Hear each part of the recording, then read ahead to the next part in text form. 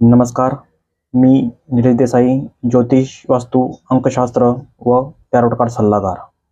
आज आपण पाहणार आहोत तो विषय म्हणजे वास्तुपुरुष पूजन कधी करावं. आम्ही हा रेफरन्स विश्वकर्मा प्रकाश या ग्रंथातून घेतलेला आहे.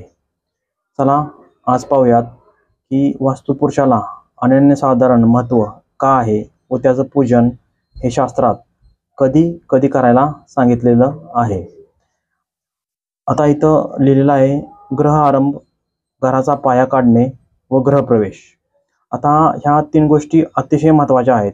म्हणजे तुम्ही ज्यावेळी एखादी नवीन जागा घेता व त्या जागेवर घर बांधायला सुरुवात करता, त्यावेळी तुम्हाला वास्तुपुरुष पूजन करणं हे गरजेचं आहे.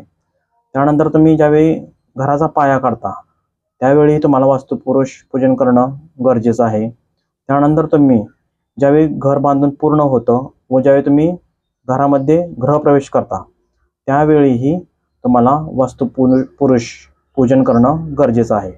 आता या गृहप्रवेशात कोणकोणते गृहप्रवेश इन्क्लूड केलेले आहेत ते आपण पाहूयात. नूतन गृहप्रवेश म्हणजे ज्यावेळी तुम्ही नवीन घर बांधता, ते घर बांधून कंप्लीट होतं व तुम्ही घरामध्ये राहण्यासाठी जाता, त्याला नूतन गृहप्रवेश म्हणतात. त्यावेळी तुम्हाला वास्तुपुरुष पूजन करणं गरजेचं आहे. त्यानंतर जीर्णोद्धार गृहप्रवेश म्हणजे ज्यावेळी तुम्ही घराचं रिनोव्हेशन करता, त्यात काही बदल करता, त्यावेळी तुम्हाला हे वास्तुपुरुष पूजन करणं अतिशय गरजेचं आहे असं शास्त्रात सांगितलेलं आहे. त्यानंतर तुम्ही कोणत्या मोठ्या तीर्थयात्रेवरून घरी येता त्यावेळीही तुम्हाला वास्तुपुरुष पूजन करावं लागतं. प्रत्येक वर्षाच्या यज्ञावेळी म्हणजे तुम्ही वास्तूमध्ये दरवर्षी जर का यज्ञ करत असाल तर त्यावेळी तुम्हाला वास्तुपुरुष पूजन करणं गरजेचं आहे. पुत्र जन्मावेळी, विवाह प्रसंगी, मंगल कार्यावेळी, घरावर वीज पडल्यास, घरात चांडाळाने प्रवेश केल्यास, घरात घुबड वास करू लागल्यास, सतत 7 दिवस घरावर कावळा बसल्यास, घरात रात्री पाळीव प्राणी रडल्यास, हत्ती घोड्यांनी जोरात कर्कश आवाज केल्यास, स्त्रियांमध्ये नेहमी वाद होत असल्यास, घरात कबुतरे राहू लागल्यास, घरात मधमाशांनी पोळे केल्यास, घरावर वारंवार विनाकारण संकटे येऊ लागल्यास वास्तुपुरुष पूजन करणे अत्यावश्यक आहे.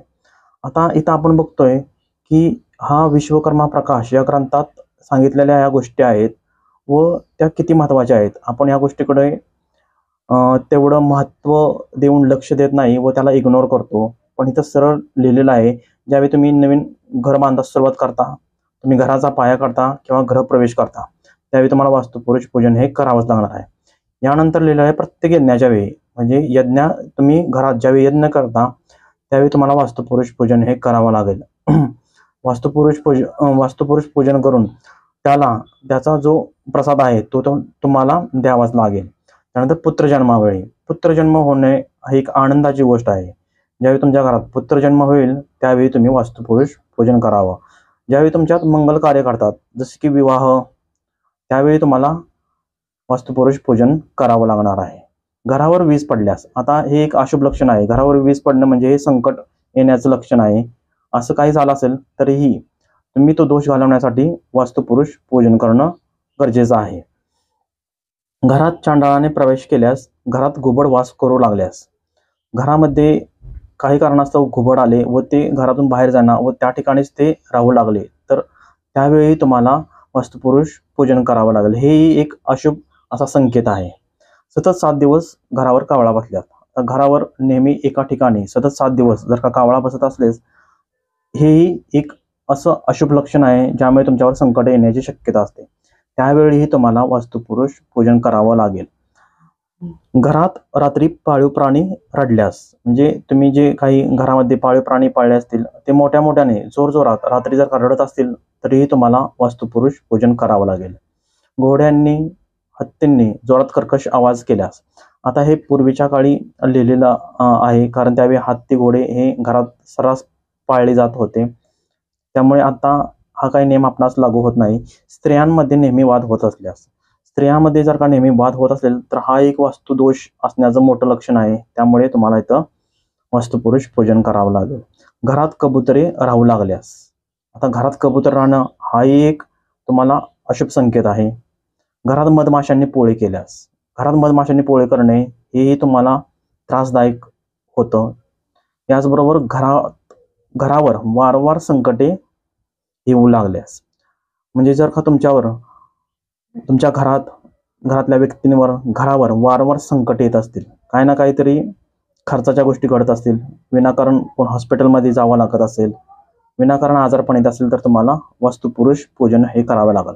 आता इथं दिसतंय मंगल कार्य असो किंवा तुमच्यावर येणारं कोणतंही संकट असो, याचं निवारण करण्यासाठी साधा सोपा उपाय आहे, तो म्हणजे वास्तुपुरुष पूजन. ज्यावेळी घरात मंगल कार्य होतं त्यावेळी आपणाला वास्तुपुरुषाचे आशीर्वाद असल्यास अशी मंगल कार्य वारंवार तुमच्या घरात होताना दिसतात. व ज्यावेळी तुमच्या घरावर एखादं संकट येणार असेल तर त्याचं निराकरण व्हावं, त्या संकटाचा आपल्याला त्रास होऊ नये, यामुळे वास्तुपुरुष पूजन करणं हे अतिशय महत्त्वाचं आहे. एक साधा असा उपाय मी तुम्हाला आता आज सांगत आहे, तो मी जर का रोज घरामध्ये फॉलो केला तर नक्कीच तुम्हाला वास्तुपुरुषाचे आशीर्वाद लाभतील व तुमची उत्तम अशी प्रगती होईल. काय करायचं आहे, आपण रोज केलेला स्वयंपाकातील एक घास वास्तूच्या आग्नेय भागात वास्तुपुरुषासाठी काढून ठेवायचा आहे. यामुळे काय होतं, वास्तुपुरुष हा सॅटिस्फाय होतो व वास्तुपुरुष ज्यावेळी सॅटिस्फाय होतो त्यावेळी तो त्याचे आशीर्वाद तुम्हाला देत असतो व त्याला कळतं की माझं इथं कोणतरी पूजन करणार आहे, मला इथं कोणतरी मान देणार आहे. त्यामुळे तुम्ही वास्तुपुरुषाला जेवढा सॅटिस्फाय ठेवाल तेवढी तुमच्यावर त्याची कृपादृष्टी बरसेल व तुमची प्रगती ही नक्कीच होईल. अशाच प्रकारचे व्हिडिओज पाहण्यासाठी व त्या व्हिडिओमध्ये जी काही तुम्हाला माहिती मिळेल ती तुमच्या दैनंदिन आयुष्यात वापरून उत्तम अशी प्रगती गाठण्यासाठी आमच्या चॅनलला आजच लाईक व सबस्क्राईब करा. थँक्यू.